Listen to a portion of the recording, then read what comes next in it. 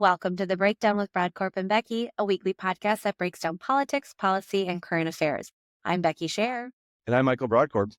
We are here today with our 100th show and another week focused on the Minnesota legislature. This week, we welcome Representative Kristin Robbins back to the show, almost a year to the day from her last visit with us. Representative Robbins was elected in 2018 and is currently serving her fourth term representing Medina, Loretto, and parts of Maple Grove. Robbins is the chair of the new House Fraud Prevention and State Agency Oversight Policy Committee and also serves as the vice chair of the Ways and Means Committee.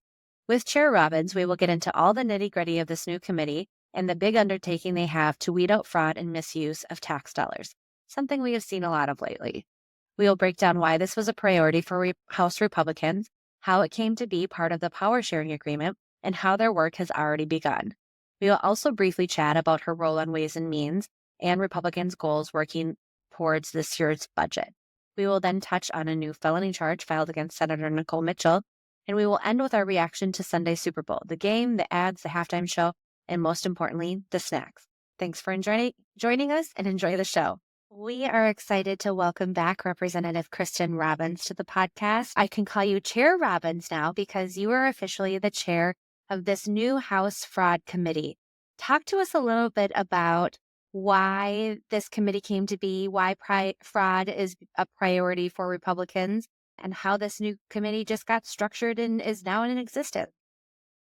Yes, thanks for having me. So really, fraud has been an issue since my freshman year, 2019, when there was DHS fraud for overpayment, and nothing has been done these entire 6 years. And it has been extremely frustrating for taxpayers to hear story after story of their money being wasted or being abused.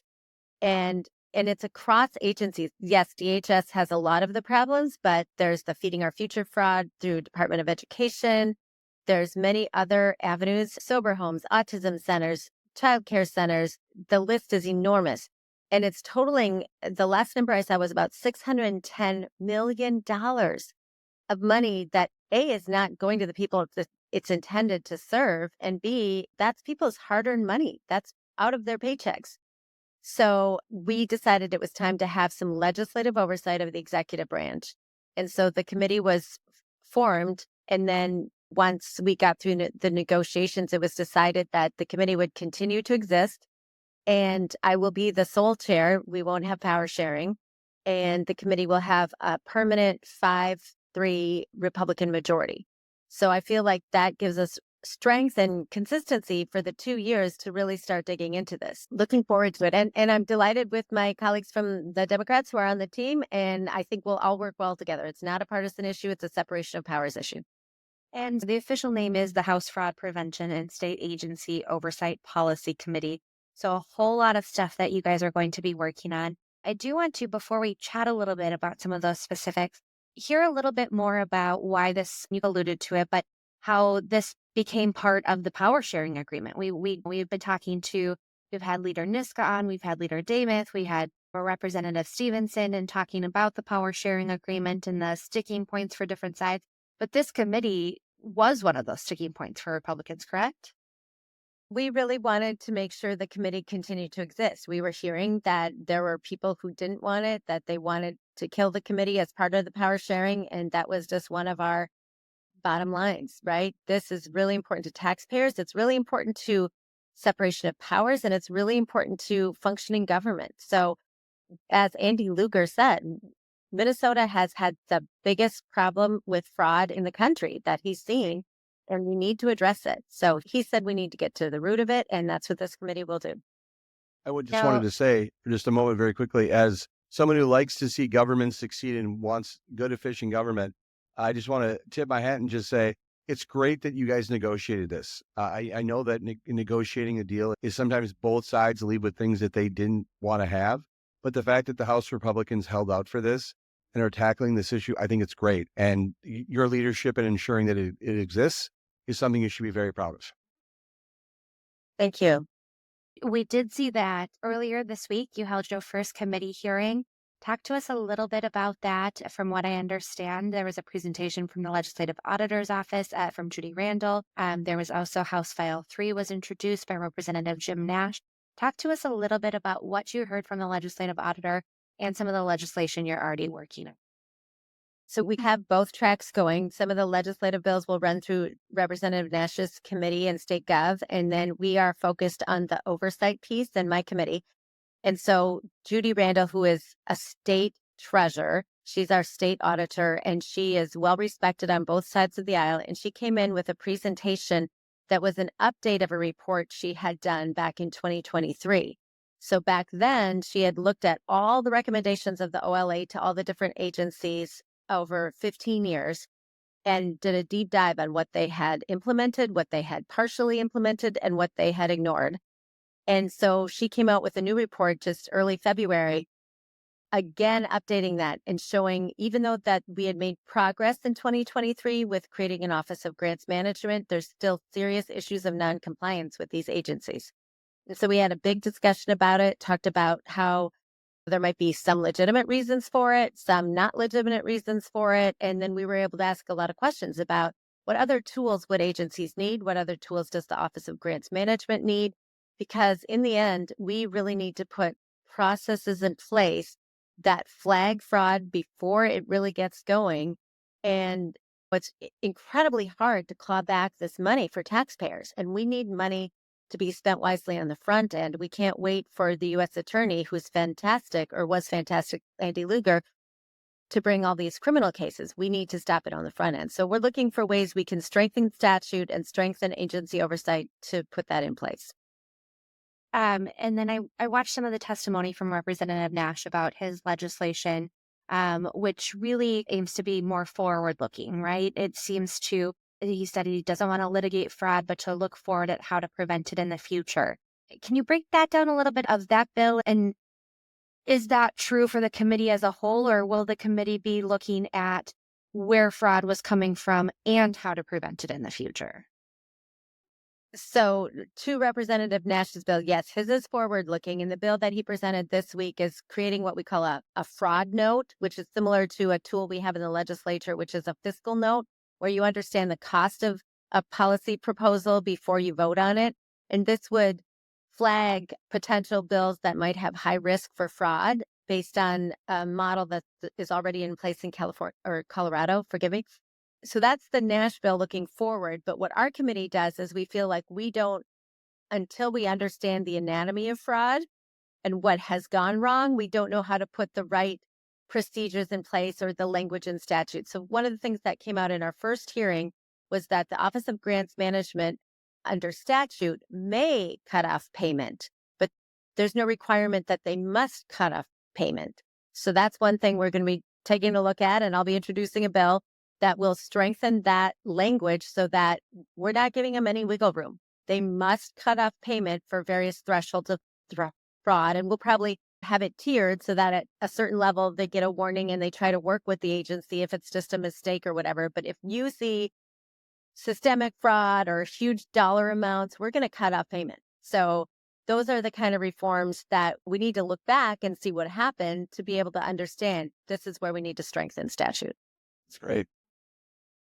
We did see a couple of news stories come out in the recent weeks with some investigative journalism diving into some of these fraud cases that are coming in. And it seems to be pretty much aligned with what you're doing, because it appears in, I don't know if it was the autism centers or daycare centers, but in some of those, they continue to get millions and millions of dollars over a period of 3-4 years, despite having issues with violations and questionable of whether they existed or were doing what they were supposed to be doing. Does this kind of work hand in hand with cases like that? Absolutely. The CCAP fraud issue originally, I think, was first uncovered in 2019.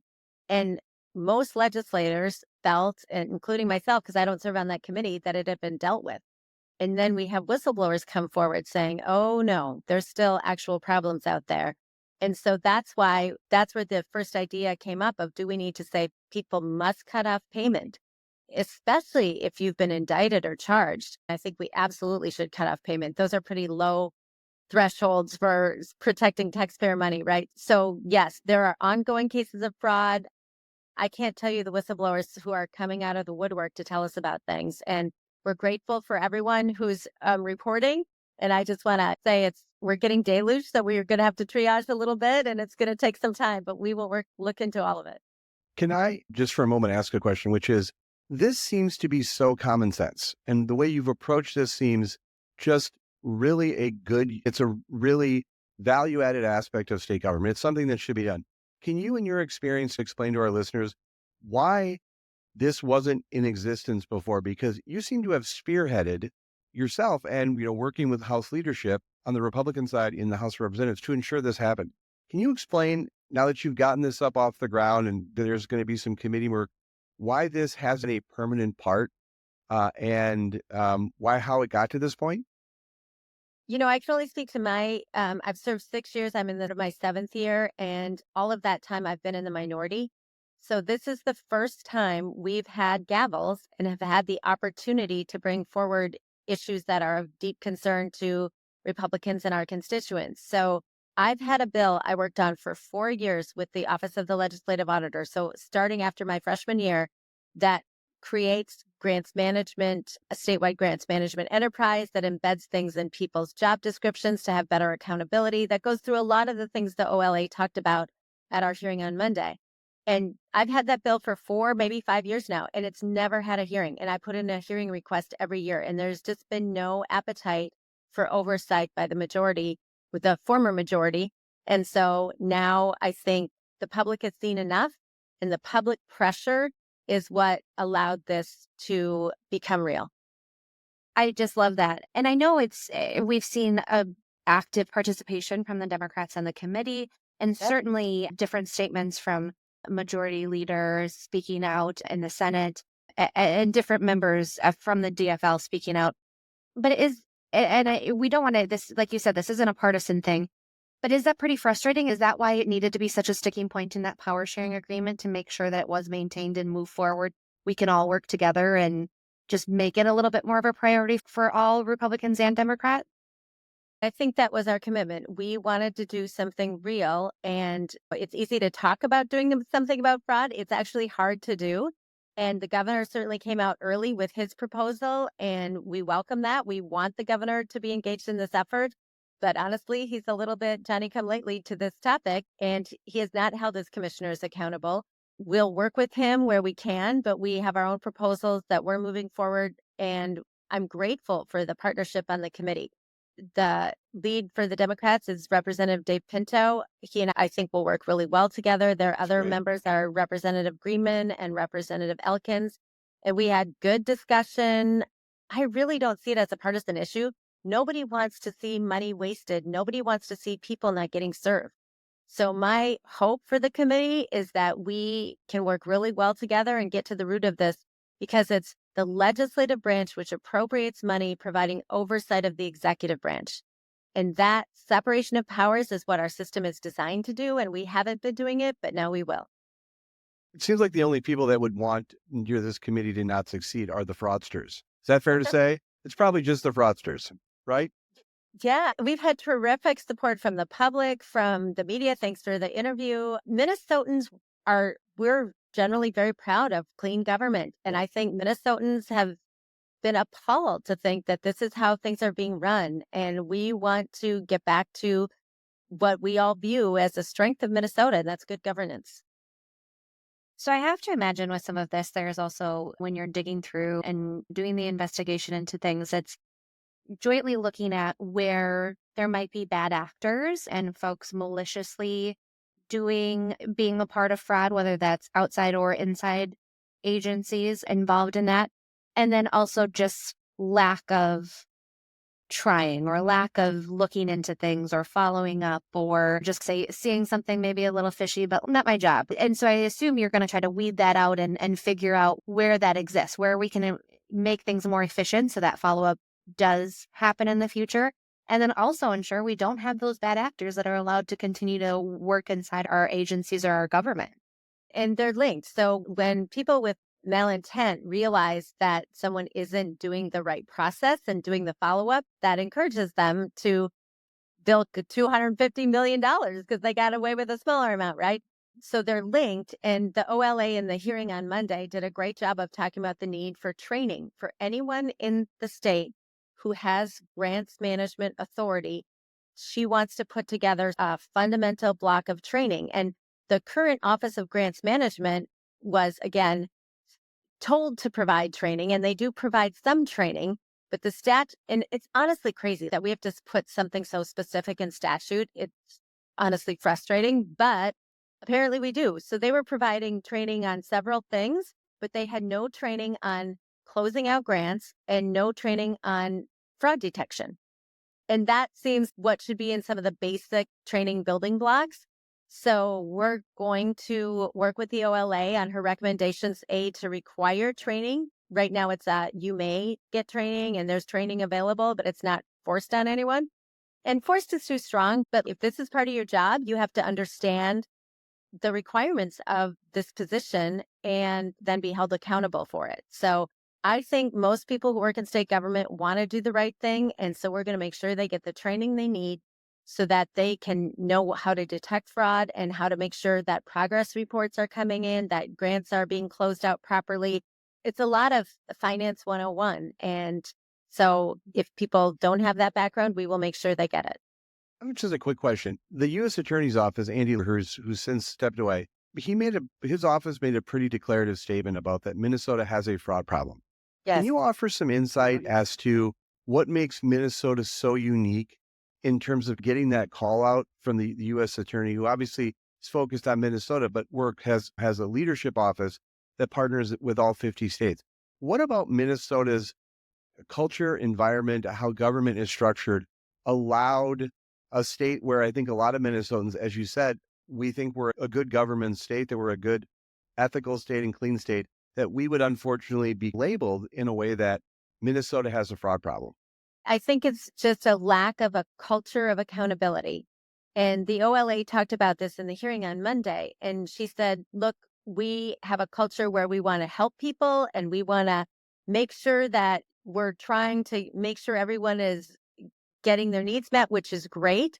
But she said, if you're not also skeptical and you're not also double checking everything, that's where you're taken advantage of and fraud can grow. So I think she's really working with us as a partner to bring to the agencies, yes, you're there to help people and we want to do capacity building and we want to do training. But at the end of the day, we have to make sure that the legislative intent of how this money is spent is being done and then it's not being wasted. And that accountability piece has not really been embedded in the culture of the agencies, in the Office of Grants Management, in the people, as basic as someone's job description. One of the OLA's recommendations is that we put in people's job descriptions that they have a fiduciary responsibility if, in fact, they're a grant manager. In the private sector, that would happen without even thinking about it. But that's why it's been easy to pass the buck. People will say, it wasn't in my job description. It's not my responsibility. Well, we're going to create lines of responsibility so it's much more clear. So what is next for the committee? Obviously, more hearings, more investigation, more work and legislation on trainings in different ways. But what do you see in the foreseeable future in the coming weeks and months of the committee and your hearings and work? So we're working in tandem on bills with the Standing Policy Committee. So the policy changes, some of it will run through our committee, particularly my bill, but most of it is going to run right through state gov. So we heard Representative Nash's fiscal note bill, fraud note bill this week. I know we have a proposal to have an inspector general housed concurrent with the Office of the Legislative Auditor. I'm assuming that bill will be heard very soon. I have a bill to expand whistleblower protections for employees. That bill was heard this week and is going on to labor next week. So we're moving legislation already, but then the committee will continue to have the oversight hearings. So we had the OLA last week. Next Monday at 8:15 for anyone who wants to come.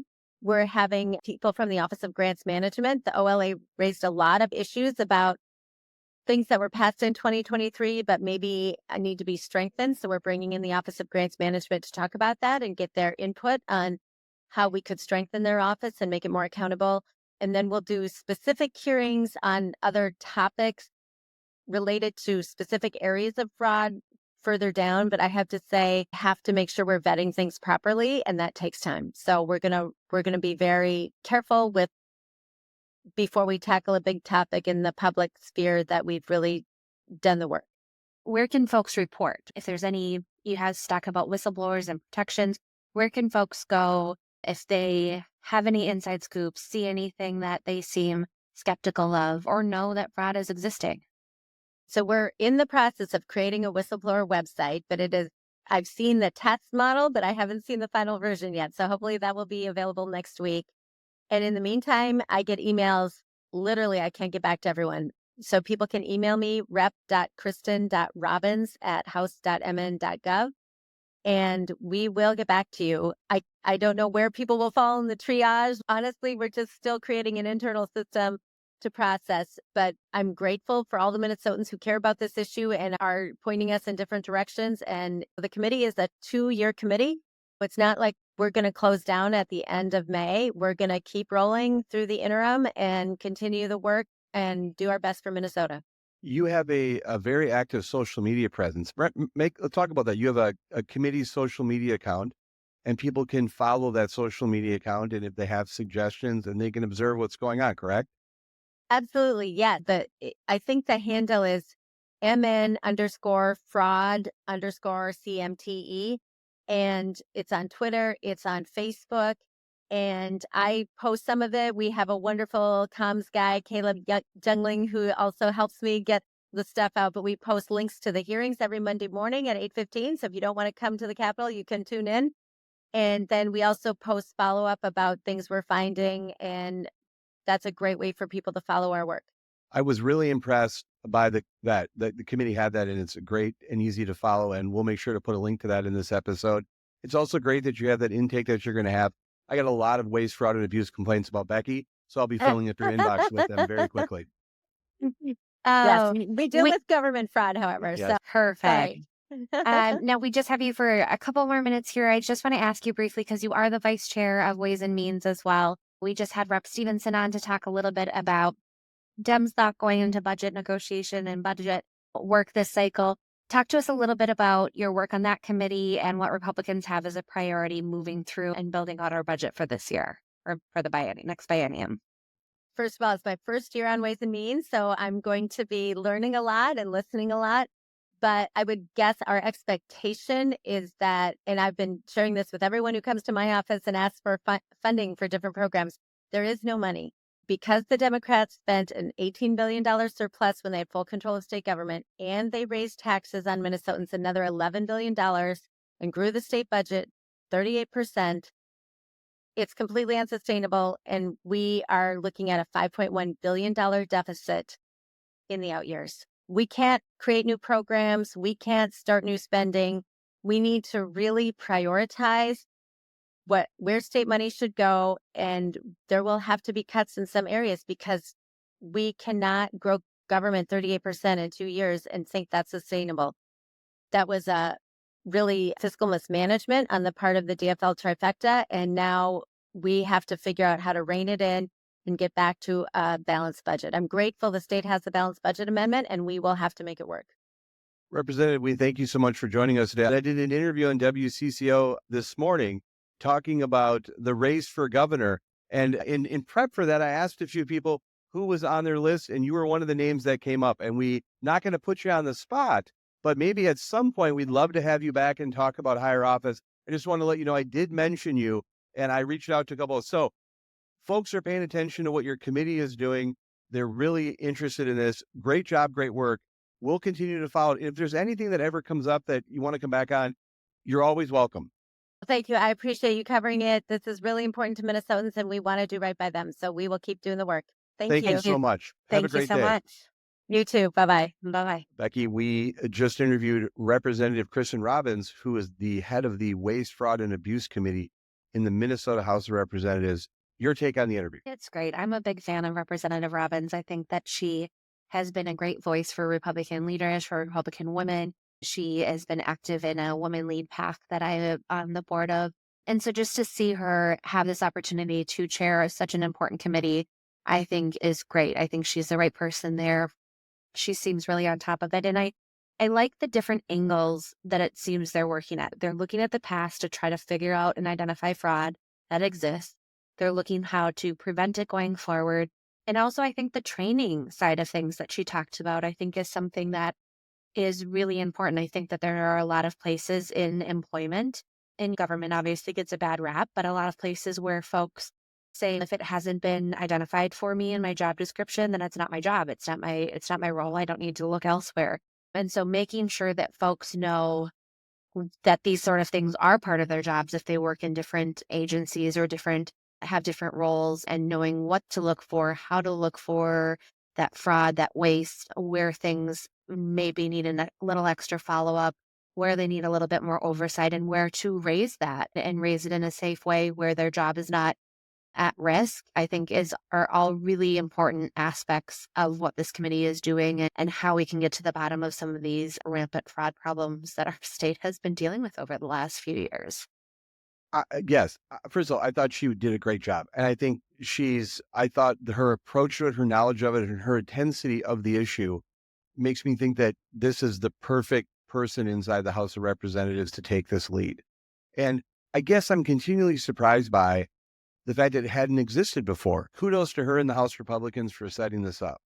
This is an aspect of state government that I think is not an 80-20 issue. It's like a 90-10 issue. Aside from the people that are committing the fraud, like yourself, there's no one that's going to be upset. You missed that, didn't you? The people like yourself that are committing the fraud. Yes. Aside from the people like yourself that are committing the fraud, who's going to be opposed to this? And so I think it's great. And I think it's one aspect of government that I think I know that I would probably be classified as a big government conservative, which isn't surprising. But I think that this is a legitimate function of state government. And I think it's also going to give, I think, Republicans an opportunity to have a reasonable messaging platform and framework by which to pivot from and talk about accountability and responsibility in government and a whole aspect of things. It's just it's a good subject matter for Republicans to build on. And I think that there's a narrative out there already in the public that it needs to be addressed. And so I just hope that this committee and every aspect of this new kind of work that the state government is doing regarding waste, fraud, and abuse gets the type of attention and enforcement that it needs. I want to follow up because I think you made an interesting point, and just because the nerd in me wants to have the conversation about a big government conservative, because this is something we also hear a little bit when we look at the federal government and the DOGE committee agency that Elon Musk is now running to weed out or instill efficiency in our government. And there are a subset of people that certainly believe any ways of growing committee, or any ways of growing government, whether that's a new committee, a new agency, is just not allowed, because as conservatives, as Republicans, we're supposed to be all for small government. How do those coexist? Because I'm with you. You sometimes need to get messy before you get clean, right? Yep. I think first of all, I've identified a few issues that are going on right now in the Trump administration. I think I'd love to talk to you off air about maybe doing a show just about some things that I'm seeing that I think are actually a good way to approach some stuff. I think that it's a 95-5 issue with people. It's not an 80-20. It's not a 90-10. This specific thing is, in this particular item, which is, should the government have a mechanism inside itself to catch waste, fraud, and abuse? And I think that needs to happen. I know that there are various forms of that, inspector generals and other things that happen in various agencies and stuff. I know the governor has proposed something, and I understand Representative Robbins' dynamic. I think it makes sense. I think that the legislature should have, in terms of the separation of powers, oversight over funding and programs and things that happen in the executive branch. I think that makes complete sense. The one thing that I think is missing, that I think that the governor's office, when they set this up, have a little bit of advantage in, is that they centralize things under the Bureau of Criminal Apprehension and some investigations. That adds a law enforcement component that I think escalates this. And I honestly believe that as much as the committees like these need to have teeth and they need to have strength. And so my hope is that this committee grows, it has some institutional stability, and it grows, and it has the ability to have some of the same enforcement mechanisms like the governor has put forward in tackling waste, fraud, and abuse, and other financial crimes involving under the Bureau of Criminal Apprehension. You see what I'm saying in terms of that's a law enforcement role. And as the son of a forensic accountant and someone who worked aggressively on financial crimes like my father did in working with the IRS and being a CPA, I understand that ultimately there needs to be, to get to the root of stuff, there needs to be subpoena power, and sometimes there needs to be a badge involved. And I think that this is such a, as I said, depending on how you pull it, an 80-20, 90-10, or even a 95-5 issue. But ultimately, I think as a taxpayer, I think we need people in state government that have subpoena power and badges and the ability to force people and that are receiving government programs to answer questions. And that subject is being elevated. And so I think it's great what's happening. I think it's a must happen situation. I understand you get some conservatives who will be like, why do these agencies need this type of power? The bottom line is that it's very clear based on Andy Lugar's comments and the comments from his office is that Minnesota does have a fraud problem. And what's the best way to do this? We have a layered approach now that's happening. We have an effort in the House. I know there's some concepts that Senate Democrats have and ideas on that. And the governor's office has some proposals. The one thing I would say across all of them that I would love to see is that every committee and every point, every person or entity that's investigating, they have the power to really see the goods and to see what's going on. Because I think it's important that these committees that are out there trying to do the work of hunting down and examining and working to prevent waste, fraud, and abuse have all the tools they need. Absolutely. I do know, or from what I understand, I do believe that the committee no longer has the subpoena power that Republicans were hoping that it does have. But I agree. I think the separation of powers aspect of this, I appreciate that the governor has signed an executive order on this and is moving forward, making it a priority as well. But sometimes you do need that outsider perspective and just to make sure that there is that extra layer of advisory on this, I think is really great. So excited to see how this committee goes forward. I definitely encourage the follow on Twitter. They've been very active, very vocal, and I expect that we'll see a lot from them as we move through the rest of this session and beyond. Did I make a mistake? Was I right in my interview this morning with WCCO to mention Rep. Robbins as a potential statewide candidate for office? She is great. Of course, I want the best person for the job, but we have so many strong Republican women, both in office and former members or former legislators right now, that I think I am ready to support one of them. But I think that she is certainly on the short list of folks that I would put up there as somebody who would be great. As you can hear, she is a great messenger. She's so articulate, so smart, so powerful, and has that extra oomph that we want behind somebody running statewide. So absolutely for that. Next up, we have a little bit, we haven't had a ton of like fun, and not that they should be fun, but a lot of scandal talk lately. So we got a little time for a little which is surprising because you co-host a podcast with me. But yes, lead us on the field of these developments. Anybody who has listened to us for a while or followed the news, Senator Nicole Mitchell was charged last year with allegedly breaking into her stepmother's home, was found in the basement with a flashlight with a sock over it, with a backpack, with a laptop that wasn't hers, some of her deceased father's materials. And it's been a long, ongoing process of whether she should resign, whether she should step down before the legislative session. Her court case got punted till the end of this session. The Senate has passed saying that they're not going to do an ethics committee hearing on this until the criminal thing. So it just continues to get punted and pushed. But this week, there's something new that came out. A second felony charge was brought against Senator Nicole Mitchell it is a count of possession of burglary or theft tools. Michael, tell us what they found. They found in her possession a blue crowbar that she had used, which was most likely used to pry into and break into the home. And so she was in possession of a blue crowbar, and inside the egress in the egress window, they found faint pry marks in there. What that means, and that element had been missing from the previous charges. And again, as you are the designated legal analyst for the Breakdown with Brodkorb and Becky, this is an interesting development. And what I think in my layman's belief, but I'd love to get your perspective on, is that they've added another felony charge. And a lot of times when you go to court, there's plea deals that are worked out in advance, and sometimes charges get added and sometimes charges get reduced. This is an additional felony charge. And that leads me to believe, and in speaking with some lawyers, that this is an indication that it's unlikely that she doesn't leave this case in some way without a felony charge that she's going to have to plead to or accept some responsibility for. And that is significant because there was obviously a previous felony charge, but now there is a new charge. And this is coming a very long time after the case was first discovered. And this is after she got a break where the trial's not going to happen during the legislative session.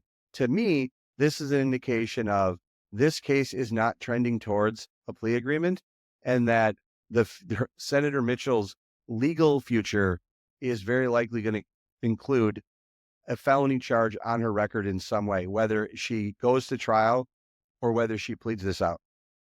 Yeah, this one also both of these charges carry a possible sentence of up to 3 years in prison, a $5,000 fine, or both substantial. I know also in the article I was reading about this, it has a little bit more intel of what she was saying, how she was acting immediately following the police arriving and their interaction with her, and some discussion about her military retirement and what this might do to mess up her life. So certainly some rather guilty sounding comments. Yes. And so it is definitely a surprising thing. Definitely, like you said, I don't think it feels as though if we were going to get a plea agreement that was going to happen a little bit, or at least be in the works. But seems like a cherry on top of a really unfortunate Sunday for her. Yes, and that's unfortunate for Sundays because I don't want to besmirch Sundays. Yes, there were a number of what I learned are called excited utterances that she made in the process of being detained and then arrested by police that she made that were very guilty. She made a number of comments that I think would lead anyone to believe that she knew that she had been caught and that she was in very serious trouble. What I find so challenging as someone who, again, and I'd like to believe, Becky, that if this was a Republican, we would be saying the same thing. I guess we need a Republican to go out there and get charged with breaking in or doing something. But what my frustration is that she's continuing to serve. And there is a clear advantage that she is benefiting from as a legislator. As when you were charged with a felony for burglary, they prosecuted you right away. You didn't have the opportunity and benefit of waiting through a legislative session.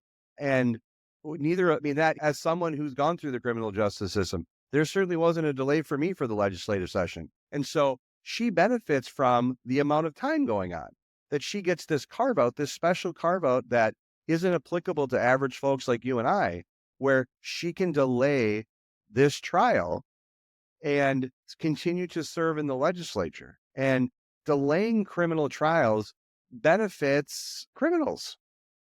As someone who's gone through the criminal justice system myself, delaying having to appear in court and having to say that you're guilty, which I did once, delaying that for as long as possible would have been a really good Sunday for me. But that wasn't an option. And so the fact that this is continually being delayed, and then on top of it, while it's being delayed, new charges are being added.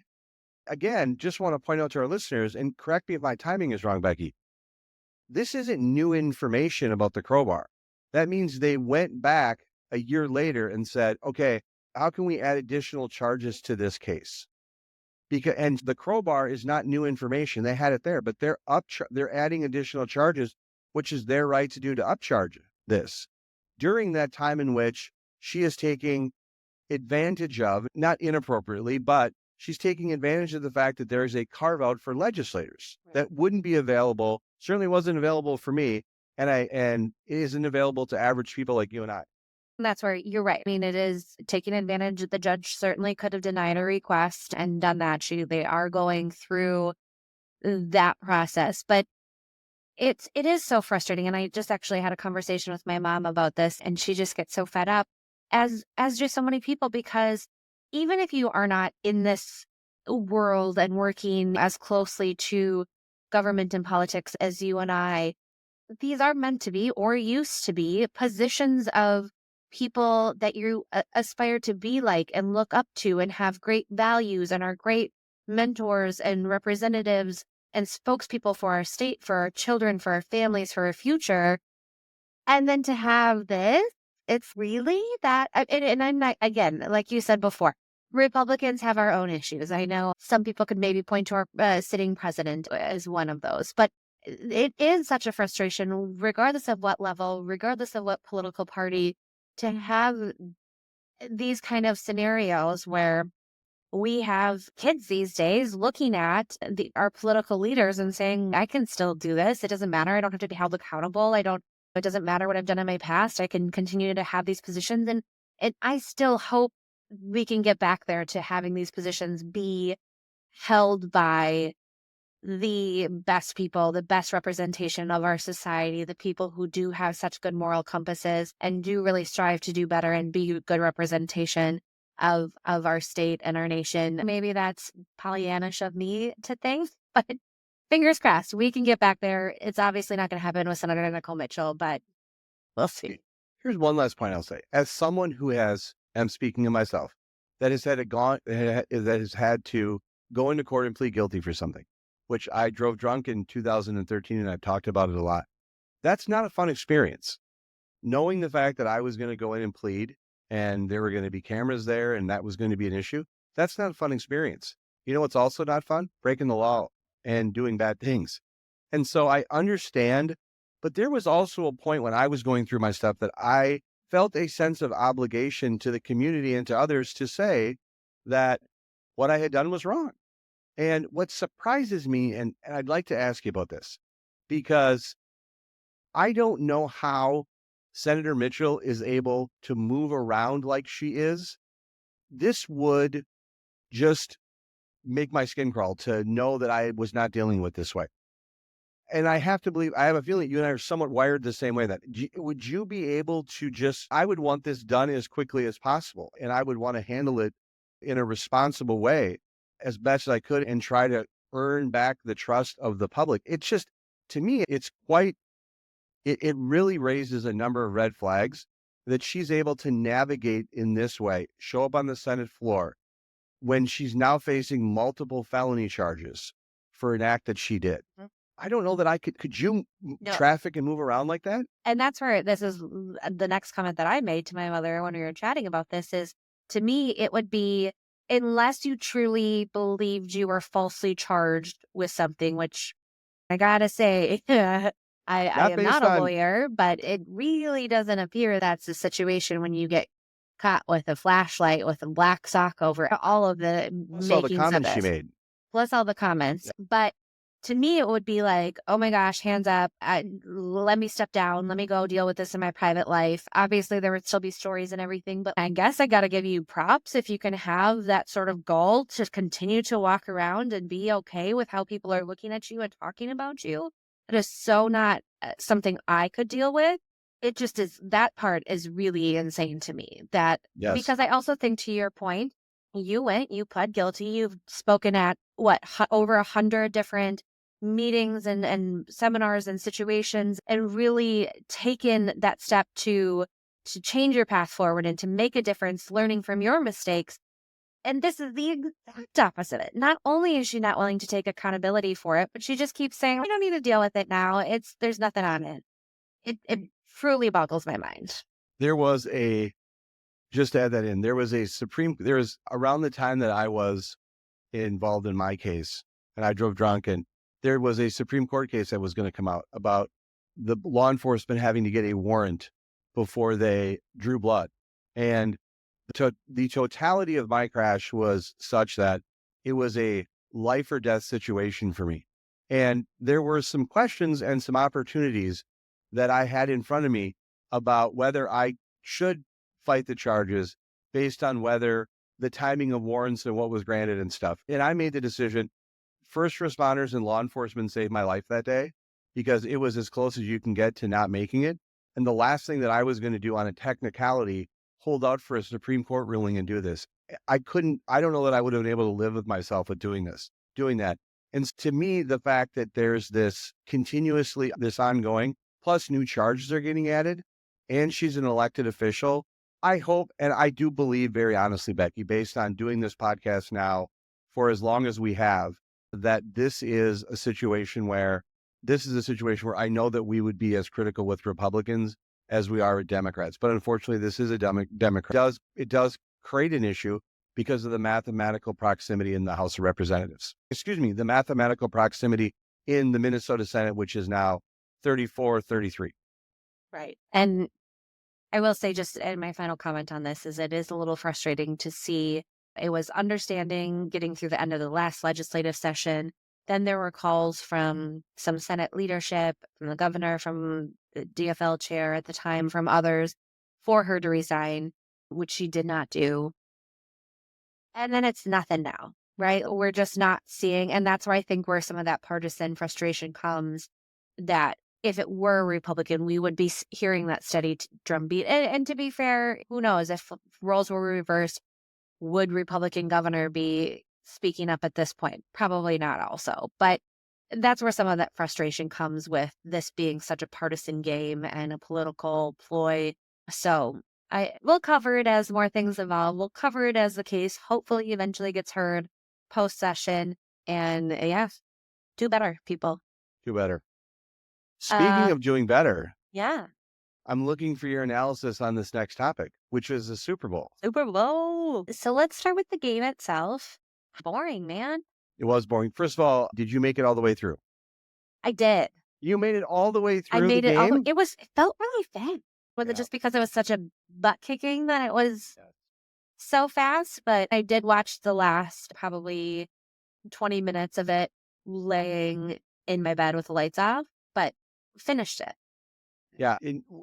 I forgot who we were. I was rooting for the Chiefs. Well, who were you? I wanted him to have a good time, but I did make a bet with my father, and I chose the Eagles. Got it.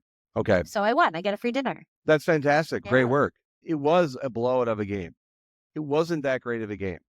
Did the Chiefs just go in it so cocky? And I mean, that defense of the Eagles was just crushing. And I mean, what a blow to the ego of Patrick Mahomes. And it seemed and appeared pretty shaken through it. Yes, it was. And I've watched a lot of Super Bowls. It was without a doubt the most boring Super Bowl I've ever watched. But I had a great time. I was with neighbors and family, and I had a wonderful time. But the game itself was just boring. I went to put my son to bed, and Eagles were up 24-0 and came out, and they were 34-0. And I was like, what? It was absolutely mind-blowing. Obviously, the Chiefs did end up getting somewhere in the 20s. It was still just such a blowout. And again, I'm no football expert here. I'm talking to my husband and watching You're the over reigning the champion. season. Now with Brodkorb and Becky Scherr. You are the reigning champion of our Pick'em League. So thank you. Thank you you are so an much. expert.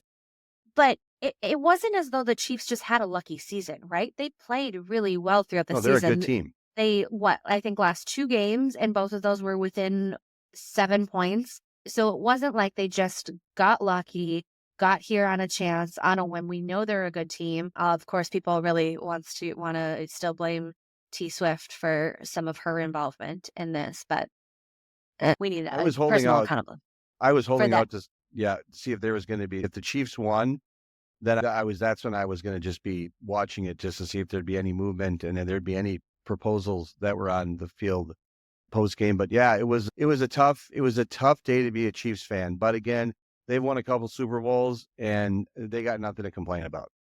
I did see a lot of chatter about, on the Taylor Swift side of things, a lot of chatter about how big of an applause, we'll get to it, Trump got when they announced him, and how Taylor Swift got booed. And I heard, obviously, we've analyzed the pushback about her and this whole situation before, but I saw someone on the Twitter talk about how she is from Philadelphia or Pennsylvania as a whole, but she was an Eagles fan growing up, and now she's obviously cheering for the Chiefs. And so that's where some of that animosity towards her at the Super Bowl came from, which was just an interesting point. But speaking of, first sitting president to ever attend the Super Bowl, I can't even fathom what kind of security goes into that. But hashtag local angle, our very own Tom Emmer rode on Air Force One down and was in Tom Emmer, Jackie Emmer were both in the box suite with Donald and Ivanka and the whole crew. That's President Trump to you, okay? And first, no, and it's Majority whip. Majority whip, yes. A couple of things. Do you have a bucket list? I mean, I'm not going to ask you on air about your bucket list, but I have a bucket list, and and I'm not going to. The Data Practices Act doesn't apply to my bucket list, but there's two things on there that I will discuss. I've always wanted to go to Camp David, which is the presidential retreat, and I've always wanted to ride an Air Force One. And to see that Tom Emmer, House Majority Whip Tom Emmer, was on Air Force One with President Trump flying to the Super Bowl, I said, man, that guy's lucky. I can't just imagine flying on Air Force One to begin with and then going to the Super Bowl. That's almost as good as what I've said about Taylor Swift, who got to fly to private jets, sit in suites, and hang out with her boyfriend at NFL games. And a year ago, they won the Super Bowl. But Tom Emmer is a close second. Getting on Air Force One and flying to the Super Bowl, that's the way to go. It still sometimes to me is just when I see that tweet and that photo come across and it's, you mean Tom Emmer from Delano? Like, it just is wild and crazy where he has gotten in his professional career and who he is and the power he has, and mad props to him. But how exciting to have him there, to have President Donald Trump be at the game. It was very exciting. I wish we got to see how they liked the halftime show, but how did you like the halftime show? First, before we just pivot, I just want to say, in the interest of full disclosure, when I get to ride on Air Force One, I will take everything that I can with me. I will take napkins, snacks, peanuts, if there's towels, if there's coasters, anything that I can take with me that's the benefits of being on Air Force One, I will take. I'll take a shower if I can on there. I'll maybe take use of the medical facilities, whatever I can take advantage of on Air Force One. That's literally my dream. Aside than going to Camp David, it'd just be a dream. So I just want to say that for any current president or future president that wants to be on Air Force One, I come with those conditions. I hear they all listen to our show, so that's a great place to put it. They do. Regarding the halftime show, I have never felt older than when I watched that halftime show. And I've had it explained to me multiple times, and I still don't get it. And so you can explain it to me. You would think, but I'm apparently a little on that outside of the age range as well. Or it might be that I'm a blonde white chick from Minnesota. I'm not exactly sure, but it may surprise you that I'm not super into rap. My ears don't work that way. I just can't break down at all. Now, what I've read since, there was a very clear message and narrative and storytelling that he did with Samuel L. Jackson. There's very clearly a very large narrative, and with it being in New Orleans, which I thought was an incredible opening ceremony, and all of the different aspects of it, I think were great. It was being able to get his point or a larger point across without also it being signs and political. And it was very impressive to see after the fact all of the different intricacies of that performance. But I can't literally understand that quick of a speak, which might surprise some people because I also have been known to talk, been told that I speak very quickly. So it just really wasn't give me some Katy Perry and Rihanna any day. So it was just really not my jam. I thought Samuel L. Jackson was great. I understood the visual aspect of it. I thought it was great to see Serena Williams, and she was out there. So I understood that. In kind of some of the rivalry and the stuff that was going on, I think Samuel L. Jackson is a fantastic actor. To see him as Uncle Sam was just great. And so I loved, but there's the whole backstory and everything that was going on. It just showed, it's like me watching the MTV Video Awards. Like, I can't, and it's like when I watch the Emmys or the Grammys, I got to make sure the Google machine's right there, and I'm looking up Wikipedia to figure out what's following and going on. But it was I think, based on what I've heard, the halftime show was better received in terms of a cultural moment than anything that happened in the game. And so that's a win. Yeah. I do also because I love a petty queen that there's this whole a big part of this is the Kendrick Lamar versus Drake and that ongoing feud that I know very little of, but a little bit of. But from my understanding, both SZA, who appeared, and Serena Williams are both exes of Drake. So them appearing as part of the Kendrick Lamar show was also an added little pettiness. Sign me I up need a for flow people who chart. can be as petty as possible. I think it is a nice, clever little delight that we don't get to see as often as I would like in life. So I love that part. I can get on board the petty train. Two last things Super Bowl related that I do want to chat about. Commercials. Did you have any favorites? The I one would with, say go ahead. I would just say I was a little disappointed in general. Usually I feel like there's a lot of funny, a lot of sentimental. I thought there were a lot that just were like I didn't really catch my eye, but your favorite. My favorite was the Jeep commercial with Harrison Ford. I was with some neighbors and we were watching it. I would lose my mind if I ever met Harrison Ford. I would scream like a Beatles fan if I ever met Harrison Ford, and he would be annoyed by me, and then my hopes and dreams would all be gone. But I would lose my mind. And I thought it was just great tagline. I like this That was my top two. even though my last name is Ford. I thought that was a fantastic. I will also say to you before I go to, but let me hear yours first, and then I'll. First, I got to say the 3 points in that one that I loved. One, first off, do you watch Shrinking? If not, you need to watch Yes. Shrinking because he is spectacular in it. Yeah. But yes, I love that. I love the line of you can wave to somebody without knowing them or without being friends. I thought that was just what a simple little reminder to folks. It had some good veterans line. And then, yes, I like Jeep, even though my last name is Ford. Nice little funny end.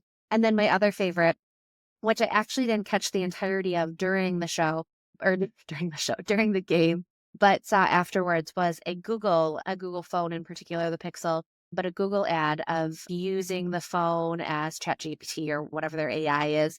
A gentleman using it to prepare for a job interview, and asking him different examples of questions from a job interview, and all while different, his answers are being laid over scenes from him raising his children.